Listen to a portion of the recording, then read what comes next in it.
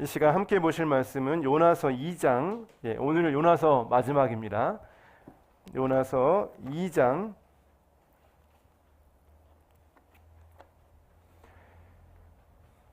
1절부터 9절까지 말씀, 요나서 2장 1절로 9절 말씀, 우리 다 같이 하나님이 이 요나서 마지막 시간에 우리에게 주실 은혜를 사모하는 마음으로 다 같이 말씀을 합독하겠습니다.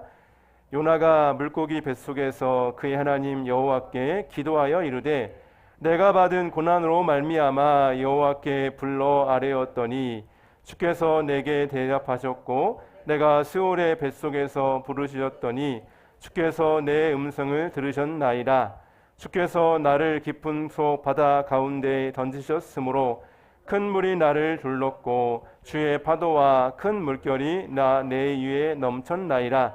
내가 말하기를 내가 주의 목전에서 쫓겨났을지라도 다시 주의 성전을 바라보겠나이다 하였나이다. 물이 나를 영혼까지 둘러싸우며 깊음이 나를 에워싸고 바다풀이 내 머리를 감쌌나이다. 내가 산의 뿌리까지 내려갔사오며 땅이 그 빗장으로 나를 오랫도록 막았사오나 나의 하나님 여호와여 주께서 내 생명을 구덩이에서 던지셨나이다. 내 영혼이 내 속에서 피곤할 때 내가 여호와를 생각하였더니 내 기도가 주께 이르렀사오며 주의 성전에 미쳤나이다. 거짓되고 헛된 것을 숭상하는 모든 자는 자기에게 베푸신 은혜를 버렸사오나 나는 감사하는 목소리로 주께 제사를 드리며 나의 소원을 주께 갚겠나이다. 구원은 여호와께 속하였나이다 하니라. 아멘. 오늘 우리 요나서 마지막 요나에게 부어진 그런 압도하는 은혜라는 제목으로 함께 말씀을 나누기를 원합니다. 요나서 4장밖에 안 되는 짧은 장이지만 요나서가 주고 있는 메시지는 굉장히 크고 깊습니다. 요나서가 주는 메시지가 참 많이 있는데요. 그 중에 하나는 하나님께 쓰임받는 설교자, 선지자라도 은혜에 무지할 수 있구나 라는 것을 우리가 보게 되고요. 요나가 이렇게 두려움과 선입견에 사로잡혀가지고 정서적으로 무너져서 하나님 다 죽여주세요 라고 할 정도로 이렇게 무너진 것은 은혜의 실체에 대하여 아직은 눈뜨고 있지 못하다는 것입니다.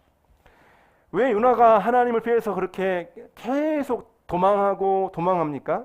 하나님의 은혜와 긍휼을 아직은 요나가 온전히 이해할 수 없었기 때문입니다. 물론 물고기 뱃속에서 기도하는 가운데 뭔가 실마리를 발견해서 나오게 되지만 다시 마음 안에 하나님에 대한 원망, 이런 정말 독선과 또 편견들이 계속해서 나오는 것을 보게 됩니다. 그래서 우리는 하나님의 주된 목적이 이 요나가 하나님의 은혜를 이해하게 만들도록 하는 것, 더 나아가서 요나서의 주된 목적은 저와 여러분이 하나님의 은혜를 이해하는 것입니다. 요나서 이 마지막 시간에 우리 모두가 하나님의 깊은 은혜를 깊이 이해하는 시간이 되시기를 간절히 소망합니다. 요나서를 통해서 우리는 은혜, 즉 복음을 이해한 자만이 그리스도인으로 살아가게 된다는 것을 보게 됩니다. 사실 저나 여러분이나 우리 모두가 요나나 마찬가지로 하나님의 은혜에 대해서 아직 온전히 다 알지 못합니다. 하나님의 깊은 은혜를 이해하지 못하는 것, 어쩌면 우리 신앙에 있어서 가장 큰 문제가 거기에 있다는 것이죠.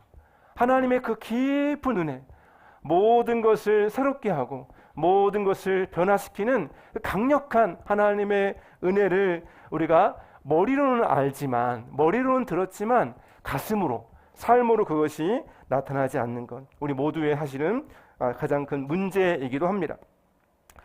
하나님의 은혜를 온전히 깨닫기 전까지는 우리가 온전한 그리스도인으로 살아갈 수가 사실은 없습니다. 기독교와 다른 종교를 구분하는 것이 이 은혜입니다. 이 은혜를 온전히 이해할 때 우리는 비로소 그리스도인으로서 살아가게 된다는 것이죠. 우리 한번 고백해 볼까요? 은혜를 이해해야 그리스도인으로 살아갑니다. 기독교의 중심 메시지는 이 은혜의 복음입니다. 그래서 바울은 이 복음이 너희에게 이름에 너희가 듣고 참으로 하나님의 은혜를 깨달은 날부터 너희 중에서와 같이 또 온 천하에서도 열매를 맺어 자라는도다. 여러분, 우리가 이 말씀 많이 보았습니다. 여러분, 언제 열매를 맺습니까? 복음을 깨닫는 순간에, 복음을 내 심령 안에서 깨달을 때 열매를 맺어 자라게 된다는 것이죠.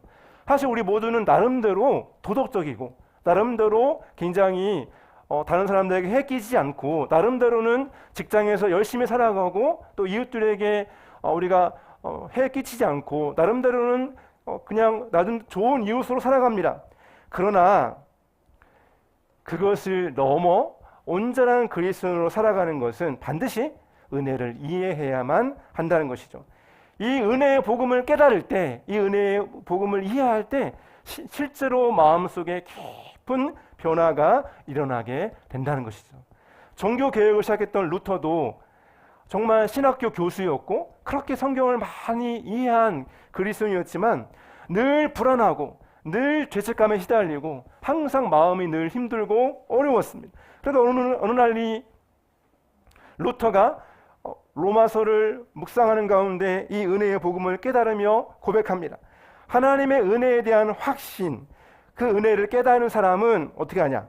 아낌없이 기꺼이 즐겁게 누구에게나 선을 행하고 모든 사람을 섬기고 모든 것을 감수하고 그 은혜를 보여주신 하나님을 사랑하며 찬양합니다. 루터가 정말 그 가톨릭 세력에 싸우면서 믿음의 용사로 나아가는 데 있어서는 그 은혜를 깨닫는 것으로부터 시작되었다는 것입니다. 하나님의 은혜, 깊은 은혜를 깨달을 때 그 모든 것이 우리를 굳건하게 또 꿋꿋이 모든 것을 견디고 이기고 승리할 수 있는 힘을 우리에게 주신다는 것입니다. 저 여러분에게 이 은혜의 능력이 임하기를 소망합니다. 본헤퍼라고 하는 독일의 순교자는 많은 독일 교회가 히틀러에게 다 항복하고 히틀러가 나쁜 거 다 알았어요. 독일 교회가. 히틀러 시대에 독일 교회가 굉장히 많았습니다. 굉장히 많은 교회의 그리스도인들이 있었습니다. 그런데 그렇게 많은 교회와 그리스도인들이 있었지만 히틀러의 그 잘못된 것에 대해서 어느 누구 하나 잘못되었다고 과감하게 이야기하지 못했습니다. 하나님은 그저 죄인임에도 불구하고 용서하신다는 것, 그냥 용서하신다는 거에만 마음을 쓸 뿐. 그래서 히틀러에게 맞서는 것, 히틀러가 잘못되었다는 것을 이야기하는 것은 위험한 것이다. 그래서 우리가 너무 약하니까 모른 채 해도 하나님이 다 이해해 주시고 다 용서해 주실 것이다 라고 생각했다는 것이죠.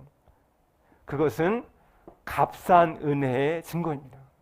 독일 교회 성도들이 깨달았다는 것은 아직은 값싼 은혜인 것이죠. 하나님의 은혜가 얼마나 값비싼, 얼마나 여러분 놀라운 희생인지, 얼마나 놀라운 헌신인지 사랑인지, 그것이 얼마나 귀한 것인지를 깨닫지 못했을 때 그들은 그 시대 앞에 정직하게 나아가지 못했다는 것이죠. 그리스도의 희생, 그리스도의 그 놀라운 사랑을 온전히 깨달을 때 세상과 맞서고 또 정직하게 믿음으로 나아갈 수 있는 힘을 우리가 갖게 된다는 것입니다. 그리스도의 은혜는 우리 마음속에 담대하게 나아갈 수 있는 힘과 능력을 우리에게 준다는 것입니다. 또 이 은혜를 우리가 깨달을 때 마음속에 우리의 짐을 내려놓을 수 있습니다. 사실 이것을 깨닫지 못하면 우리 자녀들에게도 우리가 많은 짐들을 지어줄 수 있습니다. 바리새인처럼 살아갈 수도 있습니다. 그러나 구원은 불완전한 나의 노력의 결과가 아니라 오직 하나님의 은혜입니다. 할렐루야. 내 노력으로 얻어진 것이 아니란 것이죠. 오늘 여러분 읽었던 이 요나서의 기도의 내용을 가만히 보면 요나는 자기가 지금 하나님의 그 진노의 폭풍 속에서 이제 바다에 던져져서 자기가 하나님의 그 진노 가운데 있다는 것을 그는 보았습니다. 4절에 보면 주님 앞에서 쫓겨났어도 내가 반드시 주의 성전을 내가 바라보겠습니다. 하나님의 그 진노의 폭풍에 바다에 던져져서 요나는 간절히 하나님 앞에 기도하고 있습니다. 요나는 자신의 잘못 때문에 바다에 던져져서 이렇게 폭풍 가운데 있다는 것을 알았습니다. 그런데 여러분, 죄가 없으신 더 큰 요나이신 예수님은 십자가 가운데, 고통 가운데 부르셨습니다. 나의 하나님, 나의 하나님, 어찌하여 나를 버리시나이까. 요나는 뱃사람을 구원하기 위해서 바다 깊이 내려갔지만 예수님은 우리를 구원하기 위해서 하나님의 그 진노의 폭풍이라는 바다에, 하나님의 그 무서운 진노와 저주와 하나님과의 단절이라고 하는 그 진노 가운데 예수님은 들어가신 것입니다. 즉 하나님의 모든 은혜, 예수님을 통해 나타난 모든 은혜가 우리의 죄의 문제, 죽음의 문제, 우리 안에 있는 모든 문제들을 그리스도의 은혜가 그 모든 것을 이긴다는 것입니다. 은혜를 이길 수 없는 것은 이 땅에 어떤 것도 존재하지 않습니다. 모든 것을 이기는 힘, 모든 것을 용서하는 힘, 모든 것을 견디고 이기고 나아가는 모든 힘과 능력은 오직 하나님의 은혜에 달려 있습니다. 우리가 어떤 존재이든, 우리 마음에 어떤 문제가 있든, 우리가 어떤 상황과 어떤 어려움에 있든지 간에 그 모든 어려움은 절대 하나님의 은혜를 이길 수 없습니다. 할렐루야. 저와 여러분의 마음 가운데 이 모든 것을 이기는 하나님의 은혜의 능력이 우리 마음 가운데 가득하시기를 소망합니다. 은혜는 모든 우리의 마음을 견고하게 해서 실패했을 때의 두려움, 그리고 성공했을 때의 교만이나 우쭐함에 대해서 우리가 벗어날 수 있도록 우리를 지켜줍니다. 사실은 은혜를 모르면 실패하면 겉없이 낙심하게 되고 좌절하게 되고 자꾸만 다른 사람과 비교하게 되고 또 정말 한없이 낙심하게 되고 슬퍼하게 됩니다. 또 은혜를 모르면 성공하게 되면 나 때문인지 알고 자만하게 되고 다른 사람을 깔보게 되고 한없이 교만하게 됩니다. 그래서 은혜를 알지 못하면 실패하면 컷없이 낙심하게 되고 성공하면 교만하고 우쭐하고 그래서 방향을 중심을 잡지 못하는 것이죠. 오직 은혜를 알 때 실패했을지라도 그 속에서 우리는 담대하게 주님을 바라보게 됩니다. 성공했을 때에도 겸손하게 하나님을 의지하게 됩니다. 요나는 물고기 뱃속에서 마지막으로 기도합니다. 구원은 여호와께 속하였나이다. 오직 하나님의 은혜에 달려 있다는 것을 요나가 이제 깨닫기 시작한 것이죠. 오직 주님이 나의 모든 것의 소망이라는 것. 그래서 정말 구원이 오직 주님께 있다는 것을 요나가 깨닫고 나아가는 것입니다. 이렇게 구원이 여호와께 있습니다 라고 고백하는 요나. 그러나 3장 4장에 가면 또다시 요나의 독선과 마음 안의 쓴뿌리와 미움과 이런 것들 계속 올라오죠. 결국 오늘 우리 말씀 속에서 볼 때 요나나 우리나 하나님의 압도적인 은혜만이 모든 문제를 해결할 수 있다는 것을 우리는 알게 됩니다. 사실 물고기 뱃속에 나오는 것은 흔한 체험이 아닙니다. 어떻게 그 기가 막힌 물고기 뱃속에서 나오게 되었을까? 여러분 정말 일생일대 요나는 엄청난 구원을 경험하지 않았습니까? 그런데 나와서 이제 하나님 말씀에 순종해서 니느웨의 말씀을 전했을 때 그들이 다 회개하고 돌이키니까 요나가 또다시 낙심에 빠지고 또다시 마음 가운데 정말 미움과 불평과 원망이 마음속에 계속 터져나오는 것을 우리가 볼 때 결국 성경에 나오는 요나나 우리나 하나님의 압도적인 은혜만 우리를 변화시킬 수 있다는 것입니다. 사실 요나 마음 깊은 곳을 살펴보면 우리가 앞에서 다 보았던 것처럼 마음속에 뭐가 있습니까? 도덕주의. 나쁜 놈들은 반드시 심판을 받아야 된다. 특히 니느웨 같은 그런 사악한 테러 집단은 반드시 하나님의 심판을 받아야 된다. 도덕주의가 굉장히 컸고요. 또 하나 뭡니까? 민족주의. 우리 민족이 어떤 민족인데? 우리 민족은 하나님께 택하신 선민이고 우리 민족은 정말 그 어떤 민족과 비교할 수 없는 가장 탁월한 민족이야. 요나의 마음속에 마음 깊은 곳에 있는 자기 민족에 대한 민족주의. 어느 누구나 자기 나라를 사랑하는 것은 잘못이 아닙니다. 애국심은 대부분 다 좋은 것들이죠. 그런데 중요한 것은 뭐든지 지나친 거, 뭐든지 하나님보다 더 사랑하고 하나님보다 더 소중히 여기는 것들은 극단으로 가고 그것이 우상이 되어지고 그것이 그 사람의 정체성을 형성하면서 잘 될 때는 하나님께 대해 불만이 없지만 자기 마음속에 더 큰 가치, 더 소중하게 여기는 것들이 위협을 받고 어려움을 당하면 하나님에 대해서 불평과 원망의 마음을 가지게 된다는 것이죠. 자기 마음속에 우리 인간은요, 가만 놔두면 자연스럽게 하나님이 아니라 다른 것으로 향합니다. 물질, 사람들의 인정, 그리고 안락함, 평안함, 나의 건강, 자식들의 건강, 자식들의 노후, 자식들의 어떤 성공, 나의 노후, 나의 안락함, 나의 어떤 직장, 명예. 인간은 가만 놔두면 모두가 다 자기 안에 하나님보다 더 소중한 것들 향해 마음이 기울어질 수밖에 없다는 것이죠. 우리 모두는 다 우상에 굉장히 취약합니다. 요나의 마음 속에는 하나님도 믿고 있었지만 그러나 자기 민족에 대한 또 도덕에 대한 그 마음이 너무나 컸던 것이죠. 그래서 결국 하나님이 그것을 도와주지 않는다고 느꼈을 때 마음 가운데 하나님에 대한 불평과 원망이 쏟아지게 되고 마음 가운데 독선과 이기심이 그 가운데 나오게 되는 것입니다. 사실 우리가 내가 진짜 바라는 것이 우상인지 우상이 아닌지를 알려면 우리가 정말 간절히 기도했을 때 우리가 물질을 위해서나 건강을 위해서나 자녀를 위해서나 어떤 관계를 위해서 간절히 기도했을 때 뭔가 간절히 기도했는데도 하나님이 응답을 주시지 않거나 너무 길게 기다리게 하시거나 뭔가 하나님의 응답이 굉장히 애매하고 막연하고 응답되어지지 않은 것처럼 느껴질 때 그때 마음의 상태, 그것이 바로 내가 현재 바라는 것이 우상인가 아니면 정상적인 기도인가를 알 수 있습니다. 마음에 내가 그것을 우상으로 여기게 되면 기도가 응답되지 않았을 때 너무 깊은 낙심이 되고 좌절이 되고 하나님에 대해서 원망이 나오고 하나님에 대해서 불평이 쏟아져 나옵니다.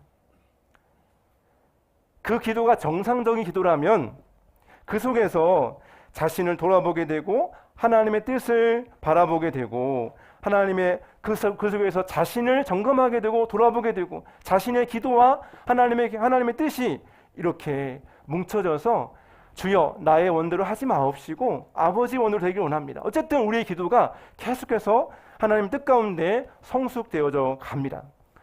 그런데 내 마음속에 하나님보다 더 소중한 가치가 있다면 결국 그것이 우리 마음속에 하나님에 대한 반발심으로 나오게 된다는 것이죠. 요나의 마음속에 바로 하나님 내가 사는 것보다 난 죽는 것이 낫습니다. 날 차라리 죽이세요. 이렇게 요나가 하나님께 부르짖는 것은 그 마음속에 하나님보다 다른 것, 하나님보다 자기 민족, 하나님보다 더 소중히 여기는 그 마음속의 것들이 너무 많아서 하나님을 향해서 온전히 나아갈 수 없는 것입니다. 그러므로 여러분, 우상의 지배에서 우리를 바꿀 수 있는 유일한 비결은 압도적인 은혜가 우리 마음 가운데 부어지는 것입니다. 우주에 블랙홀이 있는데요. 블랙홀은 모든 것을 다 빨아들입니다. 그런데 과학자들이 연구를 해보니까 이 블랙홀을 해결할 수 있는 방법은 블랙홀보다 더 큰 것을 그 가운데 넣어줬을 때 블랙홀이 그것을 감당할 수 없다는 거예요. 사실 인간의 마음이 블랙홀 같잖아요. 많은 것을 얻으려고 하고 자꾸만 구하는데 인간의 마음 속에 어떤 것을 채워도 다 목마르고 다 부족한데 오직 블랙홀보다 더 큰 존재 하나님의 사랑이 그 마음 가운데 부어질 때 그 속이 온전하게 채워지고 평안이 온다는 것입니다. 하나님의 압도적인 은혜, 블랙홀과 같은 우리의 마음 속에 오직 진정한 만족과 소망을 줄 수 있는 것은 오직 하나님의 압도적인 은혜밖에 없다는 것입니다. 사실 요나도 하나님 은혜에 대해서 알고는 있었어요. 8절에 보니까 헛된 우상을 섬기는 자들은 주님께서 베풀어 주실 은혜를 저버립니다. 요나도 하나님의 은혜가 중요하다는 것을 알고는 있었습니다. 이미 많이 들었기 때문에 알고 있는 것이죠. 그러나 아직 요나의 마음속에 하나님의 은혜는 머리에만 머물러 있는 것입니다.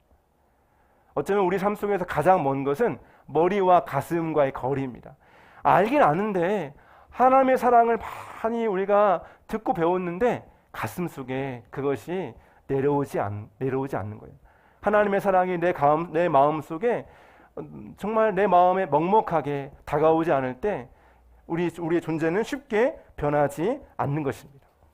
요나는 지금 그 변화의 과정 속에 현재 머물러 있는 것입니다. 근데 여러분, 하나님은요, 요나를 네가 왜 이렇게 변화가 안 되냐, 너 도대체 말씀을 얼마나 많이 들어야 네가 변화가 되냐, 나무라거나 책망하지 않으십니다. 시간을 가지고 계속해서 요나를 설득하시고 그를 이끌어 가십니다. 요나에게 하나님이 주신 것들이 굉장히 많은데요, 큰 폭풍 그리고 큰 물고기도 동원하셨지만 어떻습니까? 작은 벌레 또 작은 식물 박농쿨도 하나님이 동원하시잖아요. 그러니까 하나님이 요나를 변화시키기 위해서 얼마나 크고 작은 것들을 많이 사용하시는지 너무나 하나님의 그 스케일이 굉장히 디테일하시다는 것을 우리가 보게 됩니다. 요나를 하나님이 이렇게 움직이실 때 엄청나게 많은 것들을 통해서 요나를 붙잡고 인도하는 것처럼 저와 여러분의 삶을 하나님이 포기하지 않으시고, 할렐루야, 하나님 절대 우리를 포기하지 않으시고 우리 안에 있는 모든 환경을 통해서 하나하나 우리를 붙잡고 우리를 인도해 가시는 것입니다. 부드럽게, 때로는 정말 거친 환경 속에서 우리를 붙드시고 인도해 가십니다. 우리 마음속에 끊임없는 우상들이 우리를 붙들고 우리를 합리화하고 우리를 끌어갈 때 주님은 우리를 포기하지 않으시고 우리 속에 계속해서 하나님의 은혜를 떠오르게 하시고 그것을 묵상하게 하시고 그 은혜 가운데 나아가도록 하신다는 것입니다. 사랑하는 성도 여러분, 우리가 근본적으로 잊지 말아야 될 사실은 우리 모두가 은혜로 구원받은 죄인이라는 사실입니다. 우리 한번 고백해 볼까요? 나는 은혜로 구원받은 죄인입니다. 그렇습니다, 여러분. 의인은 없나니 하나도 없습니다. 만약에 내 능력으로 내가 구원받았다면 내가 자랑할 게 있을 것입니다. 그러나 우리 모두는 다 예외 없이 은혜로 구원받은 죄인입니다. 이것이 우리 마음 속에 깊이 새겨지고 녹아질 때 하나님 안에서 우리는 나는 내가 생각할 수 없을 만큼 큰 죄인이지만 나는 내가 생각할 수 없을 만큼 어마어마한 사랑을 받았구나. 할렐루야. 이런 마음을, 이런 은혜를 우리에게 주신다는 것이죠. 그래서 겸손하지만 담대하도록 우리를 이끌어 가시는 것입니다. 사랑하는 성도 여러분, 하나님의 이 무한한 은혜가 우리 마음속에 계속해서 우리 마음을 붙들고 인도하기를 소망합니다. 이 땅 사는 날은 어쩌면 이 은혜를 계속해서 깨달아가는 여정입니다. 우리 모두가 다 은혜를 깨닫고 있습니다. 예수님도요, 한 번에 고친 병자도 있지만 예수님도 그렇게 큰 은혜 많으신 주님이 두 번을 반복해서 기도해 주시면서 고친 병자가 있어요. 마가복음 8장에 보면 시각장애인인데 예수님이 한번 딱 기도하셨는데 뭐가 보이냐 했더니 뭐가 이렇게 보이긴 보이는데 이게 희미하고 흐릿합니다. 다 안 보인다는 거예요. 세상에 여러분, 예수님이 직접 이렇게 만져주셨는데 안 나요. 다 한 번에 안 났어요. 예수님 어떻게 하셨습니까? 또다시 그 병자의 눈에 안수하고 기도하십니다.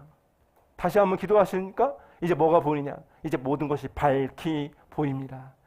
우리 주님도 한 번에 치유하신 것이 아니라 때로는 그렇게 과정을 가지고 치유하신 적도 있습니다. 우리 안에서 하나님의 은혜를 깨닫게 하실 때 단번에 완전한 은혜를 주시는 것이 아니라는 것이죠. 주님은 인격적이십니다. 강제로 우리의 마음을 확 열고 너 믿을래 안 믿을래? 이슬람처럼 알라를 믿을 거냐 죽을 거냐 이게 아닙니다. 우리 주님은 날마다 우리에게 인격적으로 다가오셔서 말씀해 주시고 설득해 주시고 우리 마음을 두드려 주시는 것입니다. 하나님은 요나의 박농쿨을 치셨습니다. 눈에 보이는 박농쿨도 치셨지만 실제로는 요나가 가지고 있는 그 우상, 민족주의 또 도덕주의, 자기 안에 있는 우상의 박농쿨도 하나님이 치신 것입니다. 교만의 박농쿨을 치셨습니다. 자기 의의 박농쿨을 치셨습니다. 사실 요나의 2장의 기도는 이렇게 박농쿨을 치심으로써 응답되었다고 할 수 있습니다. 하나님은 요나를 노예 삼고 조종하고 지배하는 그 마음 안에 수많은 우상들로부터 요나를 끄집어내기 위해서, 그 우상 숭배로부터 요나를 벗어나기 위해서 이렇게 하나님은 포기하지 않고 요나를 이끌어 가시고 요나가 의지하는 그 박농쿨을 하나님은 치신 것입니다. 사실 그 안에는 네가 다른 것보다 나를 최고로 사랑할 때 너는 정말 자유로울 수 있어. 너의 민족이나 너의 도덕관념이나 네가 소중히 여기는 그 어떤 것보다 나를 가장 소중히 여길 때 너는 모든 것으로부터 자유할 수 있어. 내 모든 것은, 네 모든 것을 내 안에서 찾아라 라고 주님은 말씀하시는 것입니다. 사랑하는 성도 여러분, 하나님은 행복해지는 수단이 아니라 행복 자체이십니다. 할렐루야. 우리가 하나님을 찾고 하나님을 예배하고 기도하는 모든 것이 하나님을 통해서 내가 뭔가 평안을 얻으려고 하고 하나님을 이용해서 내가 뭔가를 얻으려고 하는 것다면 그것은 하나님을 도구로 우리가 이용하는 것이죠. 하나님은 뭔가를 이용하기 위해서 우리가 나아가는 수단이 아니라 하나님 그분 자체가 기쁨이십니다. 하나님 그분 자체가 우리에게 행복입니다. 그래서 하나님의 자녀로 살아가는 것이 우리에게 가장 큰 행복인 것이죠. 우리 한번 마음으로 한번 고백해 볼까요? 하나님은 행복해지는 수단이 아니라 행복 그 자체이십니다. 사랑하는 성도 여러분, 여러분 하나님께 나아갈 때 하나님을 행복 자체로 여러분 마음속에 정말 그렇게 느끼고 나아가십니까?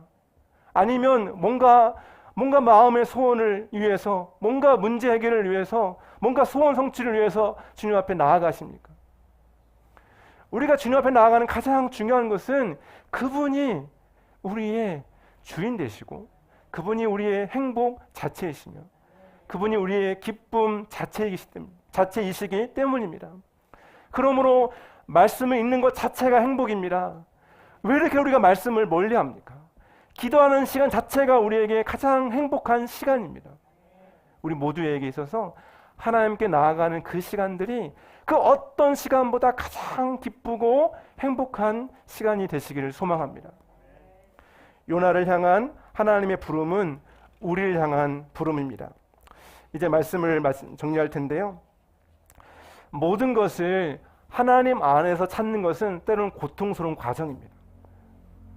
내가 느끼는 기쁨, 내가 얻고자 하는 성공, 내가 얻고자 하는 나의 어떤 자아 실현, 이 모든 것을 다른 것이 아니라 하나님 안에서만 찾는 것, 그것은 고통의 과정입니다. 그러나 그것이 기쁨을 우리가 누리는 유일한 길입니다. 예수님은 십자가 앞에 나가실 때 자기 앞에 있는 기쁨을 위하여 부끄러움을 개의치 아니하시더니 하나님 보좌 우편에 앉으셨다라고 말씀합니다. 예수님이 십자가 앞에 나가실 때 예수님 안에는 기쁨이 있었어요. 그것은 무엇입니까? 저와 여러분이 오직 우상을 의지하지 않고 우상이 주는 기쁨, 우상이 주는 위로, 안정감이 아니라 통장에 있는 어떤 것들이 나의 노후를 보장해 어떤 것들이 나의 기쁨이 아니라 주님이 하나님이 우리의 유일한 기쁨이시라는 것을 주님이 우리에게 알려주시기 위해서 십자가를 지신 것입니다. 이 하나님의 은혜에 깊이 잠겨지기를 소망합니다. 이 은혜에 잠겨졌을 때의 특징은 모든 사람을 긍휼히 여긴다는 것입니다. 이 은혜에 잠겨져서 모든 사람을 바라볼 때 그 모두가 그 사람이 어떤 존재이든지 어떤 죄인이든지 주님은 니느웨 사람들을 향해서 그 악랄한 테러주의자를 향해서 주님은 길을 잃어버린 자들이라고 말씀하셨습니다. 얼마나 여러분 부드러운 표현입니까? 그 안에 하나님의 긍휼이 있지 않습니까? 그들이 깊이 회개하지도 않았고 깊이 돌이킨 것도 아니지만 그들이 회개하고자 하는 그 첫 시작만 보시고도 주님은 심판을 연기하지 여러분 않으셨습니까? 깊은 죄인들, 악한 자들, 길을 잃어버린 모든 자들, 주님은 우리에게 그 모든 자들을 향하여 긍휼히 여기는 마음을 가지라고 우리에게 말씀하십니다. 정의로우신 하나님, 동시에 사랑이 많으신 하나님은 니느웨를 사랑하는 마음 없이 그 앞에 설교하는 요나를 꾸짖으십니다. 이 땅을 향한 우리 마음이 요나와 여러분 같지 않습니까? 세상은 우리에게 요나처럼 살려고 합니다. 그래서 인터넷, 미디어, 뉴스를 가만히 보면 서로 싸우고 자신의 관점만을 주장하고 자기만 옳다고 합니다. 정당들의 이야기를 보십시오. 이익단체들의 이야기를 보십시오. 다 자기만 옳다고 합니다. 다른 사람을 위해서 희생하려고 하지 않습니다. 오늘 요나는 우리에게 긍휼의 마음을 가지고 세상을 바라보라고 우리에게 이야기합니다. 나는 세상을 긍휼히 여긴다. 나는 좌우를 분별하지 못하는 그 12만여 명의 사람들을 나는 불쌍하게 여긴다. 우리 마음속에 진짜 긍휼의 마음을 가지기 위해서는 나의 자리에서, 나의 생각에서 나와야 됩니다. 하나님께서 저 우주 가장 안락한 그 왕자 보금자리에 있을 때 하늘에서 보시면서 아, 인간들 안 됐구나. 인간들 서로 싸우고 서로 미워하고 서로 욕하고 쯔쯔쯔 참 안 됐구나. 하나님이 우주 그 왕자에서 그냥 보시면서 이렇게 그냥 거기에 앉아 계신 분이 아니라 그 하나님은 인간의 몸으로 오셨고 인간의 모든 고통을 다 당하셨고 인간이 느끼는 모든 수고와 슬픔과 인간이 느끼는 모든 고통과 부끄러움과 사람들의 경멸과 사람들의 침뱉음과 사람들의 모욕을 주님은 다 견디시면서 우리를 향한 당신의 사랑을 보여주셨습니다.